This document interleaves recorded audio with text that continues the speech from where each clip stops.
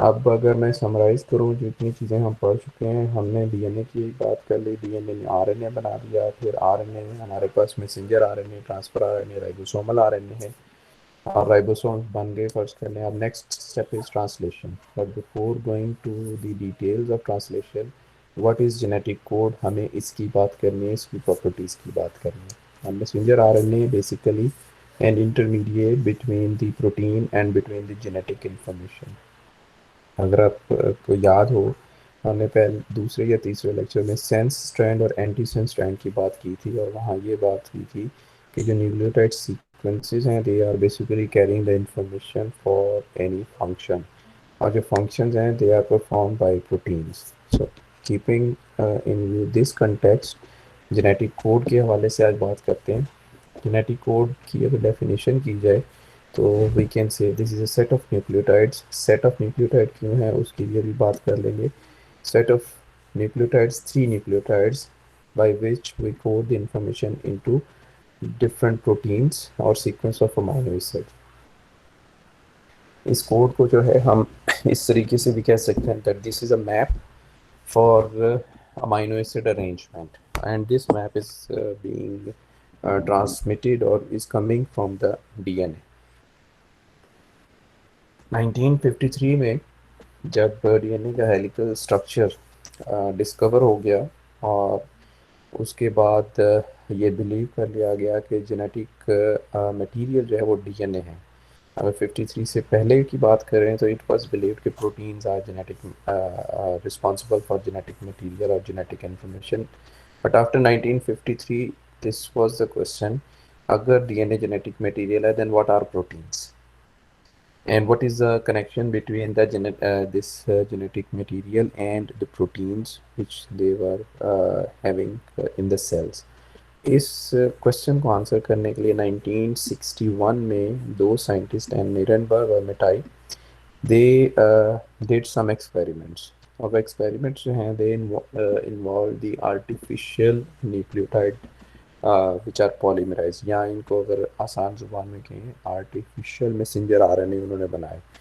और artificial messenger RNA उन्होंने खुद डिसाइड किया कि सिर्फ एक न्यूक्लियोटाइड के ऊपर मुश्तमिल होंगे, poly C, poly A, poly U और poly G. That means what they did, they used an enzyme polynucleotide phosphorylase, और उस ट्यूब में या टेस्ट ट्यूब में जिसमें उन्होंने ये सेटअप किया, उसमें उन्होंने सिर्फ एक ही किस्म के न्यूक्लियोटाइड्स ऐड किए, ताकि अगर पॉलीमराइजेशन होती है तो हमारे पास जो आरएनए का या पॉली न्यूक्लियोटाइड बने उसमें एक ही किस्म के न्यूक्लियोटाइड्स हों। And then they subjected this polynucleotide chain to cell free protein synthetic machinery. अब cell free protein synthesis machinery का मतलब क्या है? अगर आप सेल के अंदर देखें प्रोटीन सिंथेसिस में, what you need enzymes, you need ribosome, messenger RNA, transfer RNA. These are mandatory things to translate the amino acids। और अगर आप सेल एक्सट्रैक्ट ले लें बैक्टीरिया का, उसको एक ट्यूब में डाल दें, और उसके बाद उसमें आप जो है ये आर्टिफिशियल जो है वो पॉली न्यूक्लियोटाइड डाल दें, and let the experiment go on in cell free translation system. तो जो प्रोटीन बनेगी या जो अमाइनो एसिड इनकार्पोरेट हुए, they observe these two scientist कि वो एक ही अमाइनो एसिड को मल्टीपल टाइम इनकॉर्पोरेट किया गया। फॉर एग्जांपल अगर मैं सिर्फ यू की एग्जांपल लूँ, पॉली यू के ट्रांसलेशन के नतीजे में जो हमारे पास पॉलीपेप्टाइड बनी, that was having only phenyl alanine. इसी तरह से पॉली ए ने जो ट्रांसलेट की polypeptide, that was having lysine. Poly C polymerized the protein, and poly G translated for glycine। This was the first ever attempt to figure out that the nucleotides, the arrangement of nucleotide, is responsible for polymerization of amino acids to make up the polypeptide chain। In experiments के अलावा multiple दूसरे experiments भी हुए, जिसके नतीजे में जो है कुछ प्रॉपर्टीज़ एट्रीब्यूट की गई, कुछ प्रॉपर्टीज़ जो है डिफाइन की गई जेनेटिक कोड की, which are listed on the left hand side block.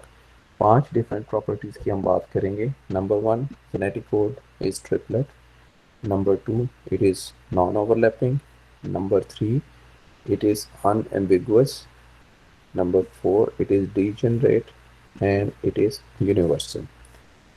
अब ट्रिपलेट के हवाले से जो स्टडी है for you, you may be surprise कि ये जेनेटिक कोड इज ट्रिपलेट। ये स्टडी सबसे पहले एक साइंटिस्ट है जॉर्ज गेमोव।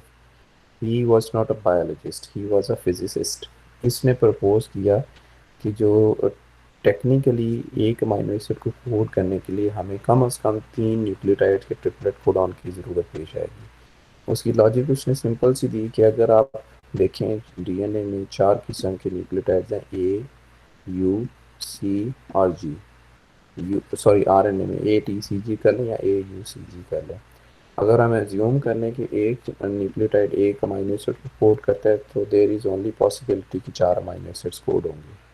और अगर हम इनको जो है वो डुप्लीकेट में कंसिडर कर लें तो देयर इज़ पॉसिबिलिटी कि हमारे पास 16 पॉसिबल कॉम्बिनेशन बनते हैं। अगर हम ए के साथ पहले ए के साथ ए लगा दें, फिर यू लगा दें, फिर सी लगा दें, फिर टी लगा दें और इसी तरह सब के मल्टीपल कॉम्बिनेशंस बनाएं तो मैक्सिमम जो कॉम्बिनेशन बनते हैं वो 16 बनते हैं। Again these are less than the 20 amino acids required for protein synthesis. जब ट्रिपलेट कोडॉन का कॉन्सेप्ट दिया गया then there was a possibility of 64 possible combination.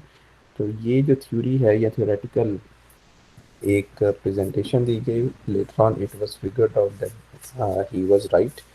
There are 64 codons which are involved in translation, and each genetic code is composed of 3 nucleotides. And for that purpose, scientists later on did some experiments which proved this theory as well.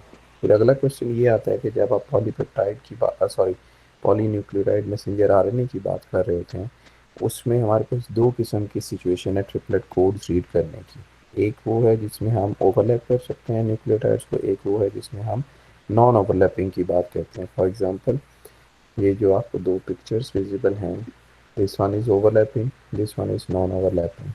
For example, GAC is the first codon और फिर हम G को drop कर दें, ACU is the second codon, third step पे A को drop कर दें, then we proceed CUG. That means one nucleotide is becoming part of the other genetic code. एक तो ये ऑप्शन है। दूसरी ऑप्शन है कि आप जेनेटिक कोड को या न्यूक्लियोटाइड अरेंजमेंट को ट्रिपलेट सेट की शक्ल में पढ़ें। Once you read a set, skip any nucleotide and move to the next set. This are known as non overlapping. Experimentally अगर देखा जाए तो we found that genetic code is non overlapping. उसकी reason क्या है? उसकी रीज़न एक तो एक्सपेरिमेंटल जो सेल फ्री मीडियम में इफ़ लेट्स सपोज हमने 90 न्यूक्लियोटाइड लॉन्ग मैसेंजर आरएनए दिया तो ट्रिपलेट की शक्ल में, नॉन ओवरलैपिंग की शक्ल में हो तो कम से कम ज़्यादा से ज़्यादा 30 अमाइनो एसिड्स इनकॉर्पोरेट कर सकता है। और अगर हमारे पास ये जो है ओवरलैपिंग की शक्ल में हो then the number of nucleotides can be more than 30, which was not experimentally proved. So this was the second property, that the genetic code is non-overlapping. Then came up the third property, that is the genetic code is degenerate. अब यहाँ पे पहले मैं 2-3 question आपके सामने ये overlapping दोबारा बता दें। देखिए ओवरलैपिंग की मैंने ये पिक्चर अगर आप देखें इसकी बात की है या इस पिक्चर में देखते हैं, एक ओरिजिनल सीक्वेंस है AGC और उसके बाद AT। ये 5 न्यूक्लियोटाइड्स को ध्यान में रखें, AGC और AT। अगर तो ये ओवरलैपिंग कोडॉन है तो पहला कोड होगा AGC, दूसरा कोड होगा GCA, ए को यहाँ से काट दें फिर GCA, तीसरा कोडॉन होगा G को काट दें CAT। दैट मीन्स न्यूक्लियोटाइड्स और जेनेटिक कोड इज ओवरलैपिंग, जैसा कि इस पिक्चर में दिखाया हुआ है। GAC, फिर ACU, फिर CUG एंड सो ऑन। और अगर इस कंडीशन में हम लेके चलें और हमारे पास 300 न्यूक्लियोटाइड्स का स्ट्रेच मौजूद है तो we will have at least अगर मैं इसको देखूं तो 99 अमाइनो एसिड इनकॉर्पोरेट हो सकते हैं, ठीक है। लेकिन अगर नॉन ओवरलैपिंग होगा, सॉरी नॉट 99, एक मिनट है, इसको 299 न्यूक्लियोटाइड इनकॉर्पोरेट हो सकते हैं इससे, ठीक है। और अगर नॉन ओवरलैपिंग हो तो तीन तीन के सेट में पढ़ेंगे तो हमारे पास मैक्सिमम अमाइनो एसिड की पॉलीमराइजेशन की जो पॉसिबिलिटी है वो 100 अमाइनो एसिड है उसके पास। जो आरएनए है वो कम्प्लीटली लास्ट न्यूक्लियोटाइड आ जाते हैं। जब सेल फ्री मीडियम में हम इस किस्म की स्टडी करते हैं तो हमें ये अंदाज़ा होता है that the genetic code is non overlapping because we get only 100 amino acid polymerized, not 299, number one. और उसके बाद हमारे पास अगर हमें इस आरएनए का सीक्वेंस का पता है देन वी कैन प्रिडिक्ट कि इससे जो प्रोटीन बनेंगे उसका ये अमाइनो एसिड सीक्वेंस होना चाहिए। And when we read the genetic code in triplet we come up with our prediction, जो हमने प्रिडिक्ट किया होता है प्रोटीन का वही सीक्वेंस होता है। जबकि ओवरलैपिंग की कंडीशन में जो प्रिडिक्शन होती है वो गलत साबित हो जाती है। तो that is an indication that genetic code is non overlapping. Experimental findings इस सिलसिले में मौजूद है। फिर अब हमारे पास मल्टीपल क्वेश्चन आ जाते हैं। Number one question, amino acid कितने हैं? 20। नंबर टू, ट्रांसफर आरएनए कितने हैं? 20। लेकिन हम आज बात कर रहे हैं कि हमारे पास जो जेनेटिक कोड्स हैं वो कितने हैं? 64। अब 20 ट्रांसफ़र आरएनए, जब हम ट्रांसफ़र आरएनए की बात करते हैं ना बेसिकली हम बात कर रहे होते हैं एंटीकोडॉन्स की। ये ट्रांसफ़र आरएनए कैरीज एंटीकोडॉन्स। अगर हमारे पास सिर्फ 20 एंटीकोडॉन मौजूद हैं then how it is possible they read 64 codons? Question समझ लीजिएगा फिर आंसर देना आसान होगा। When we say we have 20 transfer RNA, we have 20 amino acids, we have 20 transfer RNA which carry the anticodon. That means there are 20 anticodons. Then how we can read 64 codons? पहली बात ये। दूसरी बात, अगर 20 amino acids हैं तो जो 64 codons हैं how they read 20 amino acids? क्या 44 कोडॉन्स जो हैं वो यूजलेस हैं? No, this is not like that. There is a property of genetic code which says it is degenerate. That indicates कि हमारे जो जेनेटिक कोड्स हैं एक अमाइनो एसिड को एक से ज़्यादा जेनेटिक कोड्स कोड करते हैं। This property is called as degeneracy. That is the scientific logic to tell कि 64 codons में बाकी 44 extra codons हैं what they do. Because genetic code has the property of degeneracy, one amino acid can be coded by more than one genetic code. अब अगर हम इस तरफ आ जाएं, एक अमाइनो एसिड एक से ज़्यादा जेनेटिक कोड से कोड किया जाता है, then the next question is how many transfer RNAs are required then? क्योंकि लास्ट टाइम तो हमने बात की थी कि 20 amino acid 20 transfer RNA. Let's suppose ये एक ट्रांसफर आरएनए है जो कि फिनाइल एलानिन को लेके जा रहा है या ल्यूसीन को लेके जा रहा है। क्या आरएनए में इसको रीड करने के लिए डिफरेंट प्रोटॉन्स अगर मौजूद हैं एक से ज़्यादा तो एक ही ट्रांसफर आरएनए एग्जिस्ट करेगा या एक से ज़्यादा ट्रांसफर आरएनए एग्जिस्ट करेगा?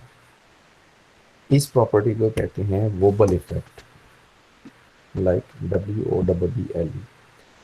अब अगर आप इस पिक्चर को देखें, हमारे पास एक कोड है RNA-CUA, एक कोड है CUG, एक कोड है CUU और एक कोड है CUC। ये चार कोडॉन्स हैं and all of these code for one amino acid which is named as leucine. अब टेक्निकली होना तो ये चाहिए कि मल्टीपल टाइप के आरएनए होने चाहिए। CUA को बेस पेयर करने के लिए ये वाला ट्रांसफर आरएनए ठीक है, इसका एंटीकोडॉन GAU है। अब दूसरे को देखें CUG, पहला जो एंटीकोडॉन और कोडॉन का बेस पेयरिंग है वो कॉम्प्लीमेंट्री है, दूसरी पोजीशन पे जो न्यूक्लियोटाइड है वो कॉम्प्लीमेंट्री है, तीसरी पोजीशन पे हमारे पास साइन ऑफ इंटरोगेशन आ जाता है, क्या जी और यू बेस पेयर कर सकते हैं? तीसरे पे आ जाइए, जी और C again same complementary, A U complementary.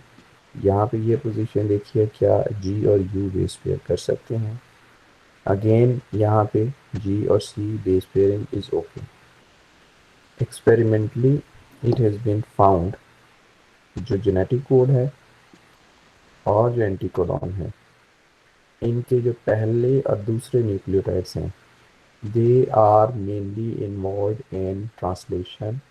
They are involved in base pairing of transfer RNA with the messenger RNA. And the third nucleotide can have a non-complementary base pairing. And this property is called as Wobble property. अब यहाँ पे अगर थोड़ा सा और detail में जाएं, जी और जो यू और सी, यूरेसिल और साइटोसिन, इसका स्ट्रक्चर देख लीजिए, बहुत माइनर सा डिफरेंस है। इसी तरह अगर टी और सी का स्ट्रक्चर देख लीजिए, माइनर सा डिफरेंस है। जी और ए का स्ट्रक्चर देख लीजिए, माइनर सा डिफरेंस है। तो पहले दो जो पोजीशंस हैं वहाँ पे कॉम्प्लीमेंट्री बेस पेयरिंग आती है। जो थर्ड पोजीशन है उसमें यू जो है that can base pair with A और जी। जी जो है अगर एंटीकोडॉन में मौजूद है, it can base pair with U और C and so on. So this property is called as Wobble effect, and due to this property 20 transfer RNA can recognize 61 genetic codes, because 64 में से 3 genetic code ऐसे होते हैं जो nonsense या termination codon होते हैं। I hope you got this point that Wobble effect is what. The next property comes up, genetic code is universal. You think about prokaryotes, you think about eukaryotes, you think about the most complicated organ and its cell. Genetic code is universal. That means UGA or UU will always code for phenylalanine. UCU will always code for serine, with very few exceptions, और वो exceptions जो observe की गई हैं वो mitochondria में observe की गई हैं. And these exceptions are, normally UGA codes for tryptophan, but in mitochondria it acts as a stop codon. Normally, universally, AUG codes for methionine, but in mitochondria it codes for isoleucine.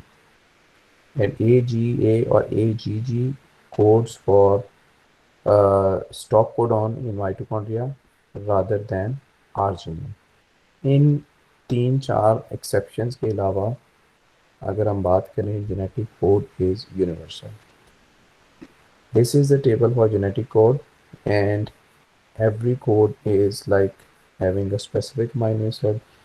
Genetic code का table I assume कि आप लोगों ने पहले देखा होगा, but I just briefly tell you how you can formulate it, how you can write it.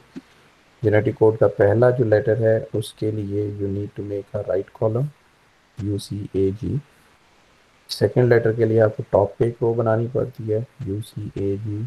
और third के लिए आपको यहाँ पे राइट साइड के ऊपर एक कॉलम बनाना पड़ता है जिसमें UCAG मल्टीपल टाइम यूज़ होते हैं, हर सेगमेंट में 4 दफ़ा यूज़ होता है. And then you end up with this kind of combination U, U and U. This is the first nucleotide. Then U and C. This is here.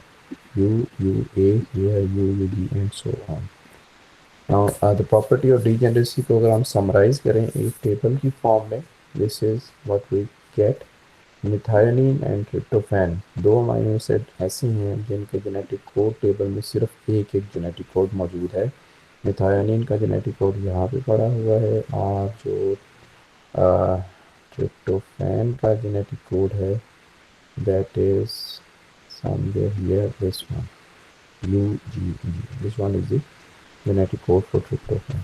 इसी तरह से 9 amino acid ऐसे हैं जिनकी लिस्ट ये दी हुई है जिनके दो दो कोड हैं हर अमीनो एसिड के.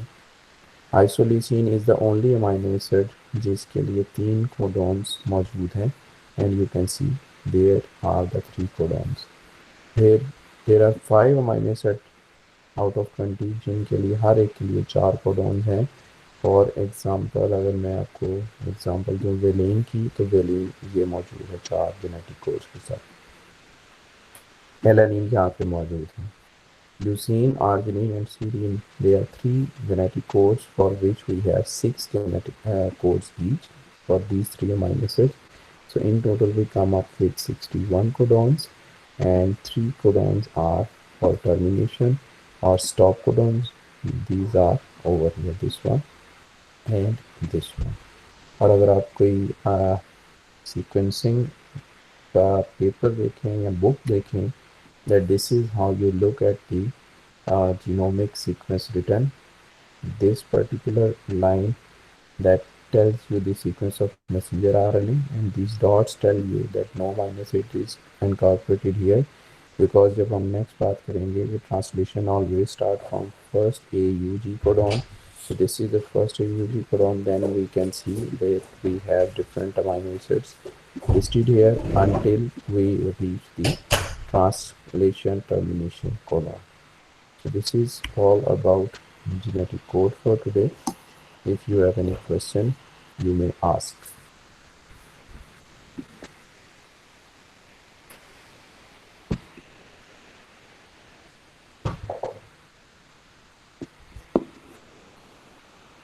जी, no question. Somebody raise the hand. Amber, sir, तरीका, अस्सलाम वालेकुम। जी वालेकुम। सर, ये इस बात की मुझे समझ नहीं आती कि जेनेटिक कोड को मतलब सीक्वेंस ऑफ न्यूक्लियोटाइड्स क्यों कहते हैं, क्योंकि ये तो बेसिस होती है ना, AUG जैसे है। तो मुझे इस बात की समझ नहीं आती, पता नहीं क्या मिसअंडरस्टैंडिंग शायद कोई। देखिए, बेसिस की जहाँ तक बात करेंगे ना, तो then you are separating them from sugar phosphate backbone. अगर तो आप इनको शुगर फॉस्फेट बैकबोन से अलग कर लें, then these are bases. When they are incorporated in the DNA or in the RNA, they are not nitrogenous bases only. They are part of nucleotides, and nucleotides are polymerized to make up the nucleic acids. ठीक है। जो हम ये sir alphabets use करते हैं ना, A G C, वो हम जी। डिस्क्रिमिनेट करते हैं because these are the only difference in the nucleotides. Every nucleotide has a sugar and phosphate plus nitrogenous base, and only the difference is among the nitrogenous bases. लेकिन अगर आपने इनको separately बात करनी है, then you are basically separating them from sugar and phosphate group. Then they are no more part of DNA. Thank you sir, अब clear हो गया। Okay, welcome.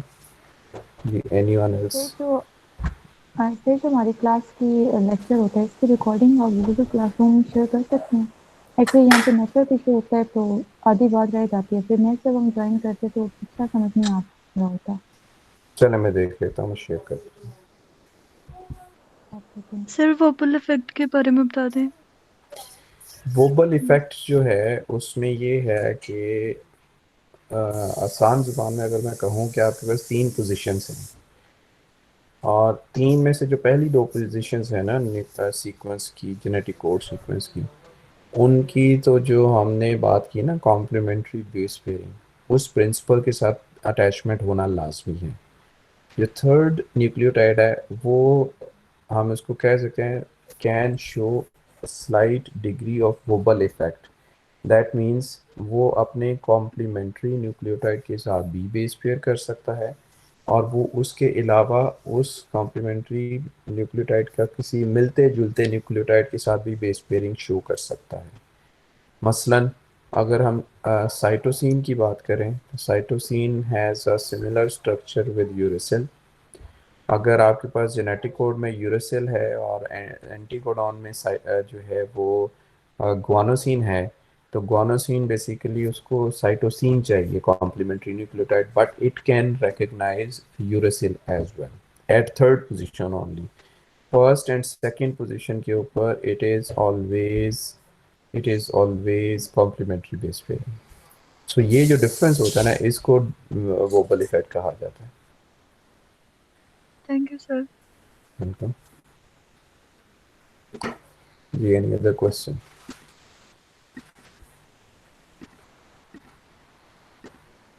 Okay then.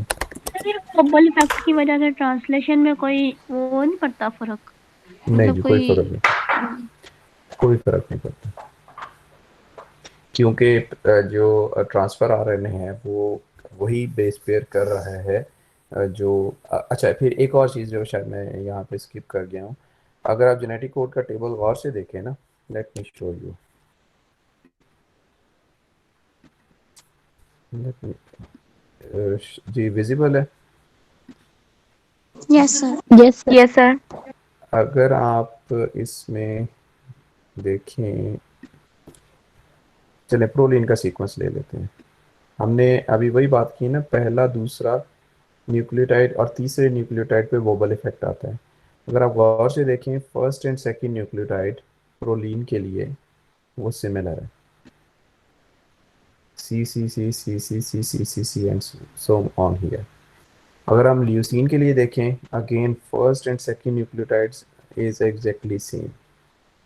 तो ये जो क्वेश्चन है ना कि थर्ड न्यूक्लियोटाइड में अगर वोबल इफेक्ट होता है तो कोई प्रोटीन के सीक्वेंस पे फर्क पड़ता है, नो, बिकॉज फर्स्ट जो मल्टी जो डीजेनरेसी है उसमें अगर आप देखें सेम अमाइनो एसिड के लिए जो मल्टीपल कोडॉन्स हैं उनका पहला और दूसरा न्यूक्लियोटाइड इज सिमिलर। सीरीन को देख लीजिए, यूरेसिल और साइटोसिन, यू और सी। और अगर आप यहाँ पे देख लें टायरोसिन को देख लें, यू ए और यू ए। देन हिस्टीडीन को देख लें, सी ए और सी ए। सर लास्ट स्लाइड के बारे में एक दफ़ा फिर बता दें। लास्ट स्लाइड बेसिकली जो है ये हमारा जो एक कह लें राइटिंग पैटर्न है, how we describe the genomic sequence और how we write down the translated product of that particular genomic sequence. Messenger RNA की प्रॉपर्टी आपको आइडिया है कि पहला जो यूकैरियोट्स में अमाइनो एसिड ऐड होता है वो मिथायोनिन होता है and this is coded by the first AUG genetic code. उससे पहले जितने भी न्यूक्लियोटाइड्स होते हैं ये वही हैं जिनको मैंने 5' UTR का नाम दिया था। अभी तक हमने इनके फंक्शन की बात नहीं की, we will talk about them. So nucleotides के नीचे जो न्यूक्लियोटाइड्स जो हैं या जेनेटिक जो कोड्स जो हैं अमाइनो एसिड कोड नहीं करते उनके नीचे डॉट्स लगे हुए हैं। whenever there comes the first genetic code, then you can see we have the alphabets over here, and each alphabet, capital alphabet, represents a specific amino acid sequence, and it keeps on going until the nonsense or stop codon of the protein comes up. उसके बाद फिर जो है वही dash dash dash आपको visible होंगे। तो हो सकता है आपको कोई आर्टिकल, रिसर्च आर्टिकल नज़र आए जिसमें सीक्वेंसिंग के ऊपर बात की हो, तो you will see this kind of picture over there.